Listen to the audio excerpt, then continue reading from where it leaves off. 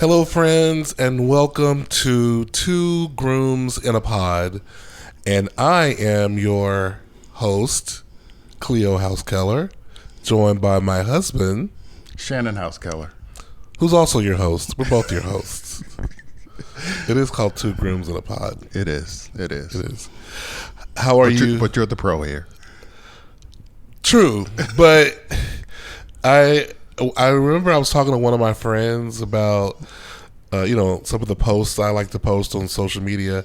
My social media handle is CHK_creates, by the way. Mm-hmm. And she was saying, well, the clear star is Shannon.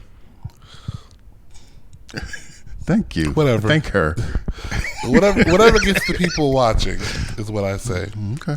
So that's important. You can be the star. I can share the spotlight. Good. Yeah, you know. Teamwork. So how are you tonight? It took us a while to get set up, but we're here. I'm doing wonderful. Friday night, I'm hanging out with you. Yeah, it's nice. Awesome. Going into a nice, well, for me, spring break week. Not so much for you. Right. I have to go to work next week, so. Yeah. Well, somebody's got to do it. True. But you've been working hard, so you need a break. I do need a break. Yep. Girl, she works hard for the money. So hard for it, honey. You did. I was trying to get you to stay home yesterday and today. So, because I've been coming down a little something, but I feel like I'm getting a little better. Maybe I think I am. Your mood is a little different, so yeah, I think it's lighter. You're better. Yeah, it's probably lighter because I know I don't have nowhere to be and nothing else to do. That's probably why. Yeah, maybe it's psychological. Yeah. I think sometimes when we I don't know about you, so I'll say me. When I have a lot to do, I have to start conserving my energy. You know what I mean, and my thought. And so maybe when I come home, I'm still kind and gracious, but okay, that's a good take on it. But maybe I'm just a little bit more somber. Yeah, and because I'm going through a lot of different things in my mind about work, but I think I'm pretty good about not casting off too much of it to you. You bring it home sometimes. I can tell. The day has gotten you to a place, right? So I kind of give you your time when you first get in the door to kind of, just have your moment. Yeah. So, I try to be mindful and respectful of that place. Oh, thank you. I try. I appreciate it, but I'm not abusive. No, you're not. You paused. You're not. But something you come in like, and I'm like, okay. Oh, let me just back. There's like high energy, like that. Well, yeah, a little bit. Like I don't know. I can't explain it. It's just I can tell your moods when you get in. How your day had possibly gone. Okay. Yeah. Okay. Not good or bad. It's just I can tell when you've been really busy. You have time to think, and now you're finally home. You can kind of just let it all go. Okay. All right. And then there are times you're like, "Where are you? Why didn't you come to the door?" I'm like, "Okay." He had a good day. Oh, so those days when I'm like looking for you and going like, "Hey, I've had a good day." Yes. Okay. Yes. Okay. And the other days when I just go straight to some dark corner of the house. No, you don't. You don't go to a dark corner. I don't at all. I don't do that at all. No. So. But what do I do? I mean, it's like you still don't have time. Like you're trying to unwind, a little bit, and come down from this high of just on the go or just being busy. Sure. Yeah. Shannon, you work from home. For people who don't know, I do. And I would say for you. You probably, well, I don't want to out you, but there may be a little bit of a work avoidance sometimes, and day napping late nights because you day napped, things of that nature. Perhaps I have my moments when I have some downtime because work isn't as busy as Right. other days. Some Right. days I'm really, really busy. sure. Sure. Some days I have, some downtime where I can kind of just step away and go to another room. But I don't kinda- see your work like stressing you out too much. I know that at the end of the months or Yeah. those cycles, there's Right. certain cycles where it is a little bit more intense. Yeah. And there are times maybe when people are irking, possibly. It's the management of people versus my tasks. Gotcha. My tasks are always good because I like what I do. I love what I do. Right. And usually it's handling, different opinions and attitudes and those kind of things that kind of get me a little, Yeah. in a different place, a little hectic, and I'm thinking a lot deeper than I should. So Yeah. yeah, Well, but compared to you, I'm way more mellow. yeah. Either way, Well, I believe that although you're more mellow when it comes to work-related stresses, I feel like I'm more mellow in general because you will go into Really? a place cloud, if you will. Like I can tell when you're in a cloud. I call it. You're Yeah. having an Eeyore moment. yeah, Yeah, you can tell. And then I'm like, okay, I'm just gonna let him have this because I don't want no part of it. But give me, I give you your space because I'm probably at that point. I'm like coming off whatever I've been going through at work, or whatever, and I'm like brighter or whatever, Right. and so we just maybe not matching at the time as far as Yeah, energy or what have you, and then I let you have it. My problem is always when you come out of it, and if you've been in it for a few days, I'm like, oh, are we back now? Oh, okay. You will announce it. You will announce it. How do I announce? You'll say something like that. Oh. Now we're back. having fun now.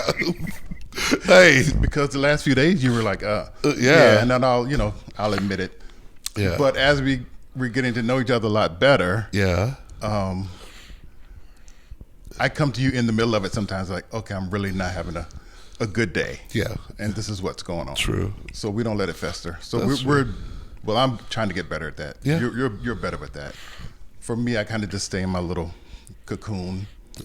In your And- own little corner, yeah. in your own little I chair. do, and I have to. But I lived by myself for so long, and I'm such an introvert Yeah. by nature. So I kind of try to deal with things on my own, and now I have to have a partner and someone to share it with, or sharing a space with Yeah. you.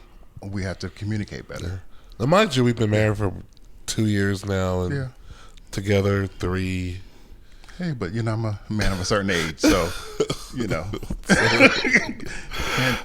teach what old dogs new tricks or whatever. But that's a great segue, actually, Okay. to one of our topics today. Awesome. Teaching, but we're talking about not necessarily old dogs, but the young dogs. We're talking about, the youngins, and oftentimes you hear people talk about in the gay community that there's not a lot of mentorship of young gays Right. by Okay. the older gays. And so I was thinking about that, and so I was thinking, okay, maybe for this episode of Two Grooms in a Pod, that we talk a little bit about, why don't we share some of our wisdom that we've acquired? Makes sense. We got the gray, with gray comes a little wisdom. So let us share some of our wisdom with the children. So my thought is that if someone came to us who was 18, early 20s, whatever, and they said, hey, what are some of the lessons, the top 3 or more lessons you think I should know as a young gay man? Of course, life is different now than it was when we were in our 20s. But I think there are some universal truths out there, though, as well. I think there are. Yeah, there are. But it's. I've always wanted to have, children. Uh But now in a place in my life, I feel like I'm a little too old for me to have kids of my own. But I always thought about mentoring young kids and, passing on, like you said, knowledge or wisdom to them. Because I remember when I was, younger, I wish I had someone to talk to. Yeah. About and teach all this stuff. Yeah. Just, anything, everything. Right. Whether, this lifestyle or, straight world. As much as I would know about that. But I wish I had someone just to talk about life and just, get, some wisdom about how to navigate life at a young age and my feelings of being introvert and just being unsure of myself, money, careers. So whatever. What are one of the first things that you would advise to this young 19-year-old that's about to go out into the world as a young gay, LGBTQ plus, whatever.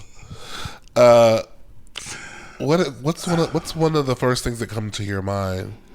The advice that you would give them. Wow. I think I would just school them on a lot of the knowledge I would have, the knowledge that I have now, and what I didn't know back then. Just give them like a knowledge of like. Give me something. Be specific. Just the lifestyle, what to do and what not to do. Give me like an example. Give me relationships. How to navigate relationships. Whether it's sexual or just relationship wise. Okay. Still very general. Give me an example. Where to meet men, how to meet men, and what to look for in a friendship and in like relationships. Okay. So if there's a young gay right now trying to take notes, you're everywhere, and he's like, I don't know what he's talking about right now. You want me to give you specifics? I need specifics. Like the young gay guy sitting here right now, he's going, girl, tell me something. I need to leave here with some information. So you are talking about relationships or dating. Give me some specific advice for this young gay about dating. What about it? Follow your instincts and your heart a little bit. You have to have a mix. Sometimes you can like somebody and they're not good for you. That kind of thing. And, specific things to look out for, like respect and trust. Okay. Like you can hear what they say, but for me, it's about their actions. That shows me who they are. And just kind of let that, guide you a lot more than just what they say. Okay. So took us a while to get there, but I got it out of him. So action speaks louder than words. Yes. Okay. Yes. In a relationship. I think one of the things I would say to the young gay is enjoy.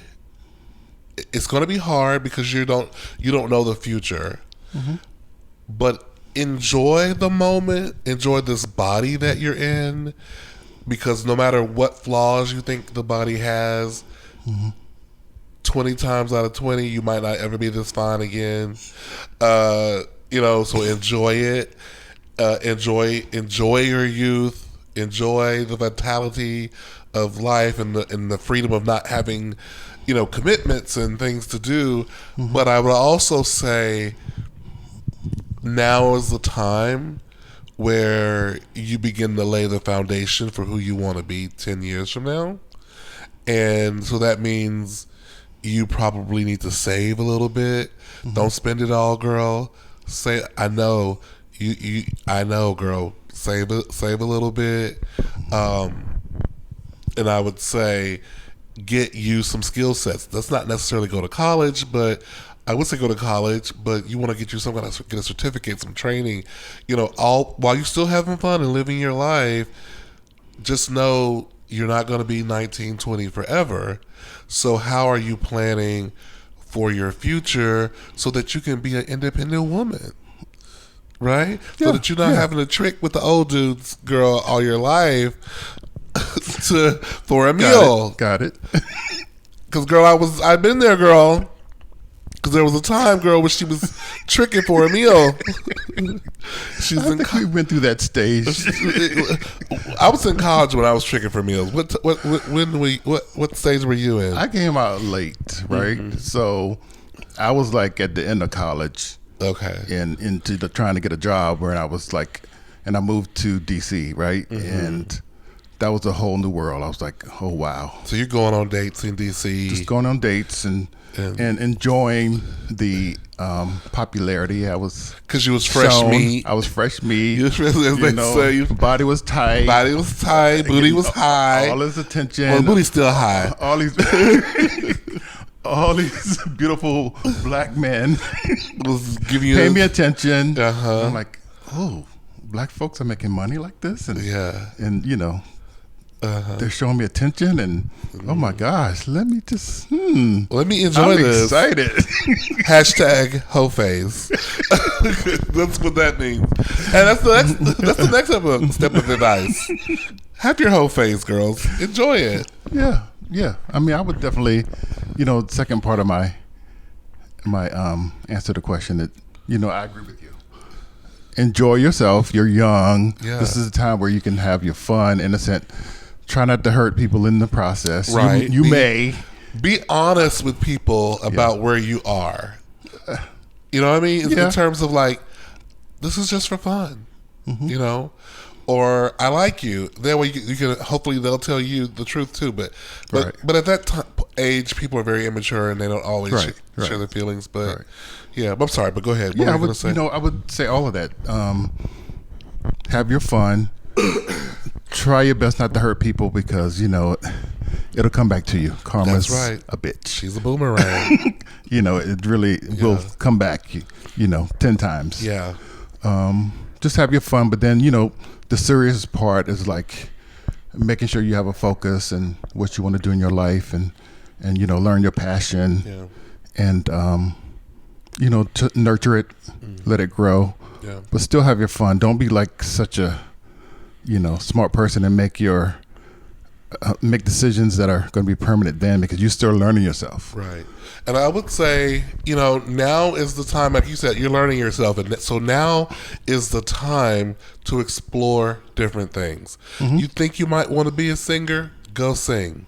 That doesn't mean necessarily like you drop everything for it, but you might go sing at the karaoke and see how people respond to you. You may take voice lessons. You think you might want to be an accountant? Take an accountant class. You don't necessarily have to go to school, full on college for it. Like, you think you might want to be a chef? Go to La Crusette and take a cooking class. Mm-hmm. La Crusette, love it. Take a cooking class. And see if you really want to be standing up on your feet cooking for 8 hours a day. True. This is the time to try things out. You don't have to be married to anything. Right. But if you are lucky enough to find your passion early in life, like I was lucky enough to find my passion early in life, don't be ashamed of that either. Stick to it and do your thing. Yeah, but your passion also, you have to make sure that whatever that passion brings to you, whether it's financial or not, or it can sustain your life. Well, beyond that, right? And I agree. Yes and no. In terms of yes, you. The reality is you have to eat. Yes. Right. Okay. You got to pay your bills. You got to get around. But I also believe in that if you follow your passion and you're good at your passion, it can bring you the money, the work. You know what I mean? True. And I think that's a quote that I remember Oprah saying a long time ago about if you follow your passion, the money will come. And I don't know if she said this part, but particularly if you're good at what you do, right? If it's more than just this hobby thing, you know, that you're actively trying to learn the craft, you know,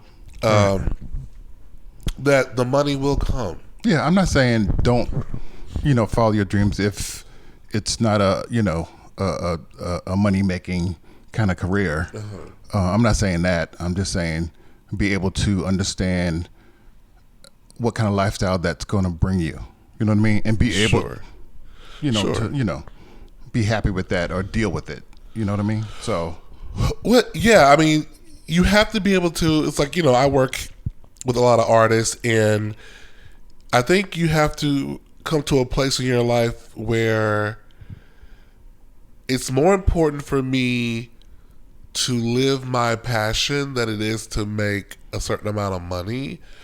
And that, and if you're okay with that, and truly okay with that, that if you never are, in the top 1%, 10%, 50%, whatever, and you're okay just because you don't have to hit the alarm 35 times before you get up in the morning and go to work, then that's the win. That's success. absolutely. And I think that's the thing to think about, which leads me to my next point for the young person is you got to start thinking about how do you define success in your life?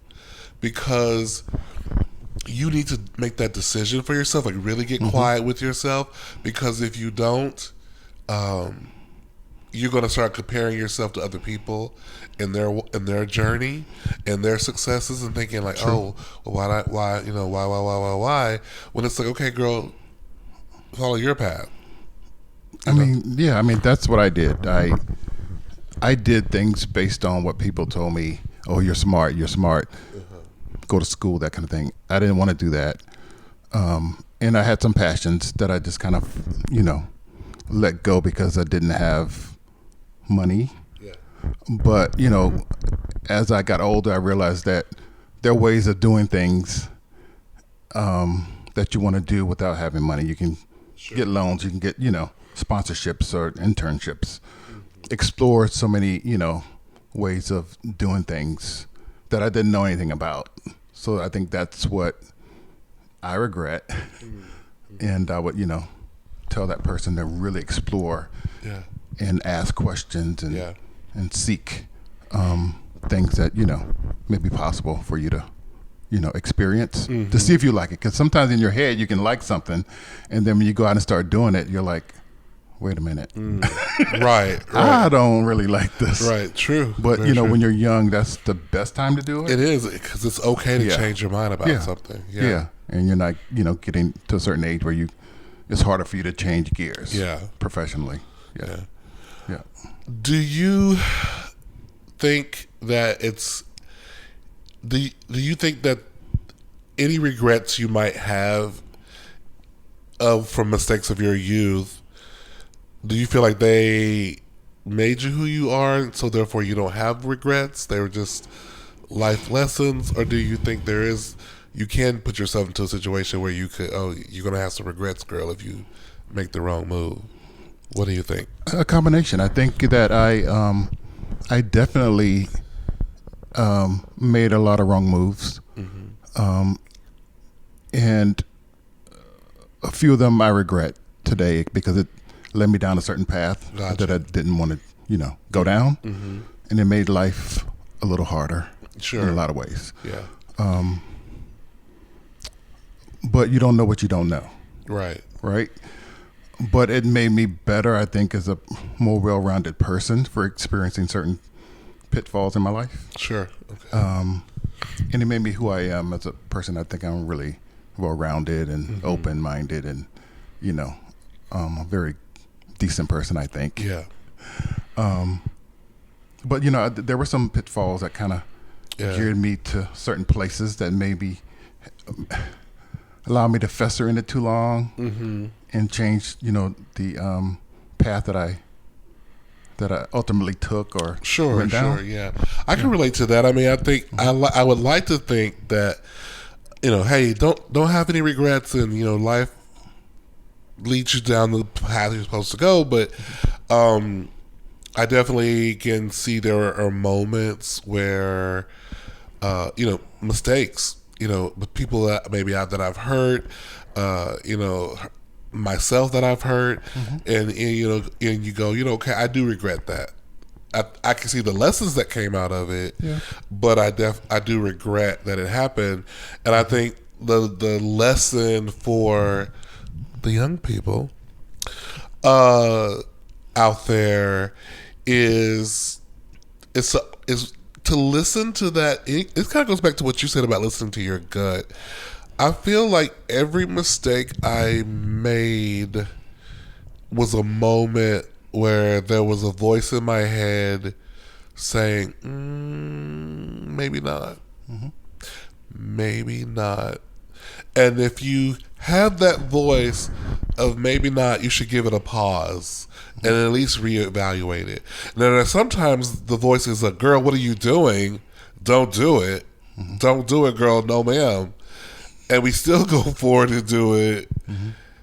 Then, girl, what are you doing? But that's a part of that hard-headedness is a part of youth. I feel like some of us are natural rebellious. Maybe it's all people. Tell me if you feel this way. There are things even now in my life as a grown-ass person that I know maybe it's better for me to do, better choices to make.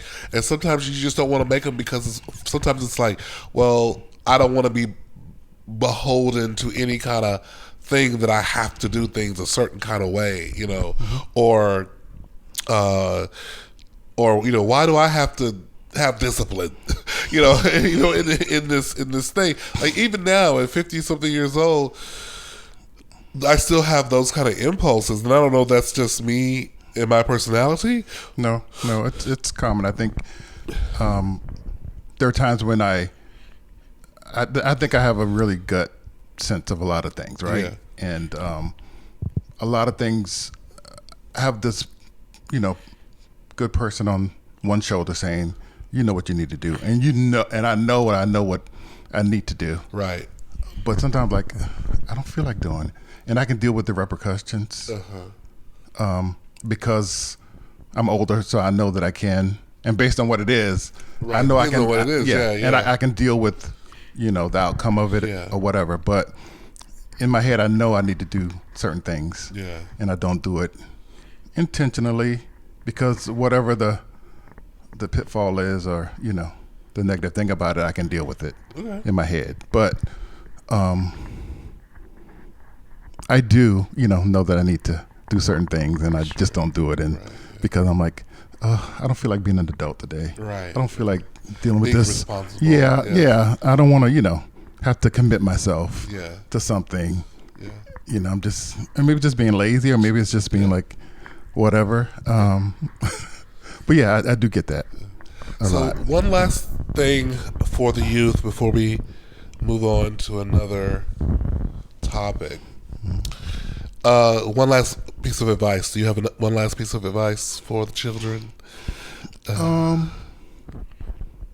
guess now I would probably, because I'm in this place in my head now, I would definitely try to teach them about money, the value of money, and how you can spend but then save, as well, and always have a nest egg, and just specifics about trying to be smart about your money and your credit, and how to try to have some wealth in your later years. Yeah, always have a nest egg for emergencies. Those kind of adult things that I know now that I didn't know. Right. Because sometimes you don't have people who, if you're come from a family of poverty, sometimes you're the first person to kind of break out of that, to find those things out. Yeah. True. I think my last piece of advice that I would have to offer is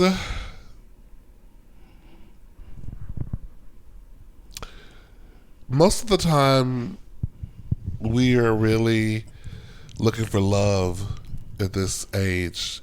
You're either looking for fun. We talked about fun, but a lot of us are looking for love at this age. I know I was. Maybe you're a romantic girl like me, and you're looking for love, and I would say to you, that love will come to you. You don't have to settle. It's okay to be by yourself, even though you desperately want to be with someone. But it's also okay to practice on people. So, meaning you're dating people who you know don't quite fit the bill, but you're learning how to date. Yeah. You're learning how to be a boyfriend. You're learning how to You know, you're learning how to have sex. You know, you're learning. So it's okay to be a hoe. I was not talking about, because that's different. I already said it's okay to be a hoe. Now I'm talking about, because hoe life is different than boyfriend life. That's true. That's true. Right? That's true. And so you're learning how to have sex as a boyfriend, how to cohabitate or go on dates, or how to be, if monogamy is something that you want, you learn how to be, you learn how to do all those things. Yeah. So, but if those things don't happen to you, for you organically, it's okay to, you know, to be by yourself, but it's also, be aware if you're being too picky, girl. Be aware. You know. I mean, but be aware. Do you always know that you are? Well, if you have a group of friends around you who care about you, they'll tell you about yourself at some point. Well, that goes back to some of our first pieces of advice. Yeah. Surround yourself with people who, you know, you trust and Sure. who are going to tell you the truth. Yeah. You know, because not everybody who tells you something negatively is really, they're doing it for your own good. Right. You know? Yeah. And then sometimes some people aren't because they're just jealous of you. But you have to filter out those types of people, the ones who really mean well and the ones who don't. And sometimes they can be hard. Yeah. At such a young age. It can be. It can be. And you're going to make mistakes. You're going to pick the wrong people. We all have. You know, trusted the wrong person, told somebody something. And that's the other thing, another piece of advice. Don't tell nobody nothing that you don't care that gets told to other people. Because they going to tell somebody, girl. You might get one person who will keep it to the grave. But even then, they probably gonna tell somebody. They'll probably tell one. I've always told myself, information is power for people. Yeah. And you have to be careful who you let in to any bits of, you know, part of you. Yeah. This is very, very true. Like you said, you know, if you tell it, you got to be able to, you know, deal with it if you hear from someone else that you didn't tell. So. Always protect yourself in that way as much as you can. Oh, and don't put anything in writing that you don't want published in the news. Like, don't put nothing in writing, that you would get mad about people sharing it. You know what I'm saying? That's a new thing now. It is a new thing. We didn't have phones. You and I didn't have phones. We did, but you know, my mom told me one time when I was at home and I was trying to keep a little journal. You know, I was in my teens. I was gonna keep a journal, right? Because I was probably watching Oprah. Who knows? And I was like, Mom, you know, because she would always come in our room all the time unannounced.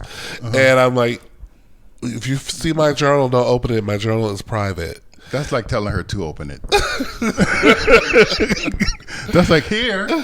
Well, she said to me, don't write nothing down in this house that Joe won't me to read. Because if it's written down, I'm going to read it. And that's how you should basically spend the rest of your life. So, under this roof. I never developed a journaling habit because it wasn't a safe space at home to journal. At least she was honest. She was very honest. She was very honest.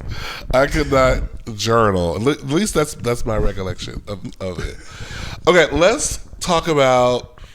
I know I told you what else is on the docket for tonight. Joy. Some people just don't know how to be happy, and they don't want to be happy. Every time you talk to them, they're kind of miserable people. Just, girl, what is going good? Just nothing's going good. Years and years and years of nothing going good in their life. That's true. That is true. What do you say to a friend who seems to never comes from a place of joy. They seem to always be struggling. And I'm not talking about depression, 'cause that's a whole nother thing. Just people who just can't. There just always seems to be bad shit happening to them, and they just and even with that, they're just not in a joyous place. Like, you're laughing because I feel like you know somebody or two. Because you're laughing.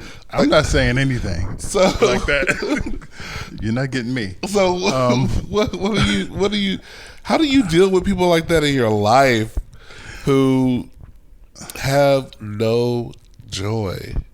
I don't know. I mean, well, I know, but I try to give them as much advice as possible, right?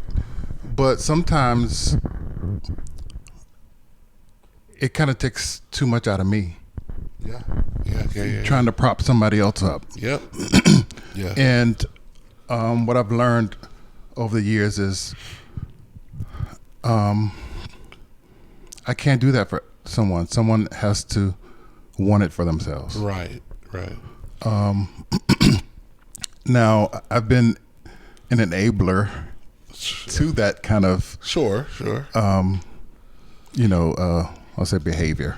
Something like it's just a behavior. Yeah. And it's hard. It's hard trying to understand why someone isn't happy or always wanting something or always in a place of disrepair or depression or whatever. Always starting from scratch. Yeah. And just never on their feet, right? Yeah. And at some point I have to kind of pull back. Mm-hmm. And there have been times that I'm beginning to do that now. Yeah. Pull back and I can't pull myself down with them because I'm enabling them. I'm not letting them learn things on their own and gain their own happiness because I'm trying to create it for them, always rescuing them, that kind of thing. And I gotta stop. I think for me, I have a high tolerance for enduring it as long as it doesn't involve me. Okay. So what I mean is that I will hear your story. Mm-hmm. I will listen to it.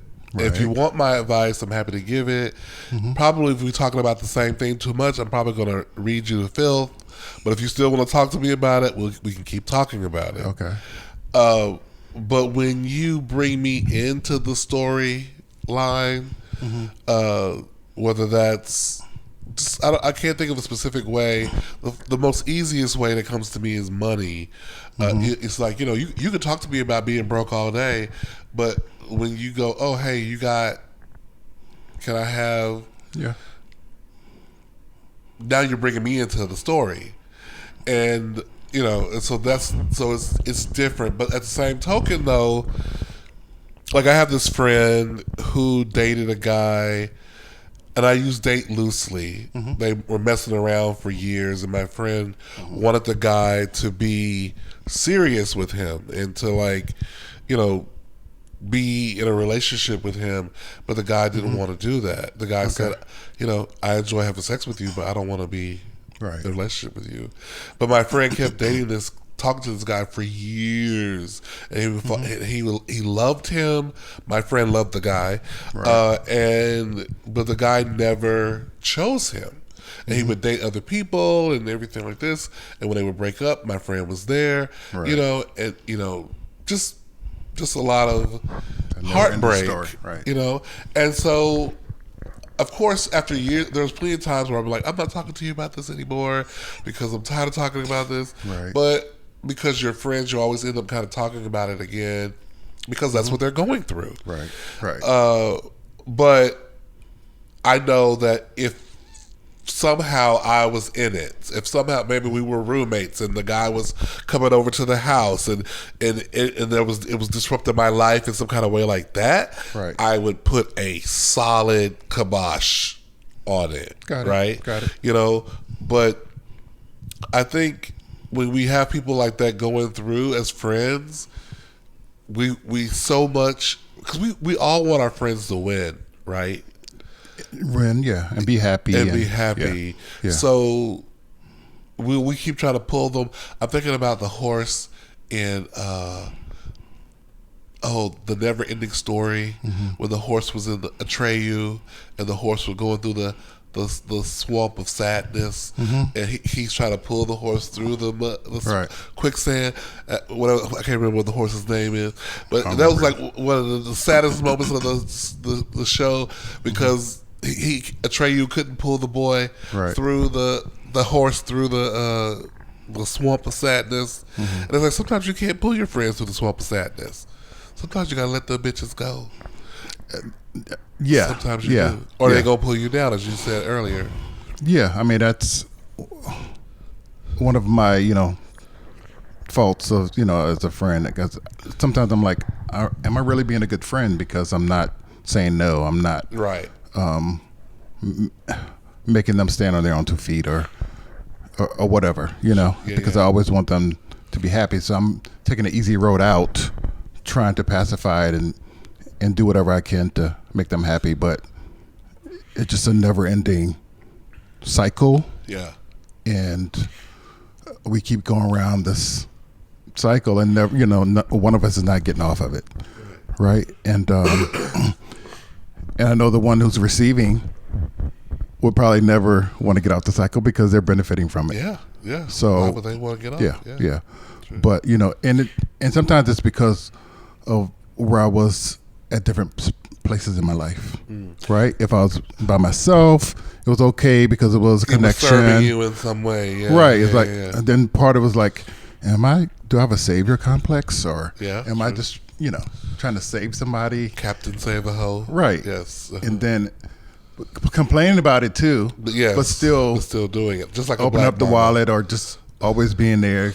Yeah, open up the house, just right, letting them come in, and that kind of stuff. And at some point, I have to be stern and be like, no is okay. Right, very true. It's okay. No is okay. Yeah. So let's leave the people with one last joyous thing. Is there anything that this week, when you think about the week that we've had going into the weekend, that brought you joy this week? Anything? It doesn't have to be something big. It can be something small. I know that some people in your family had birthdays this week. It could be that. Yeah. It was a good week. Work wasn't too strenuous, but my sister's birthday was,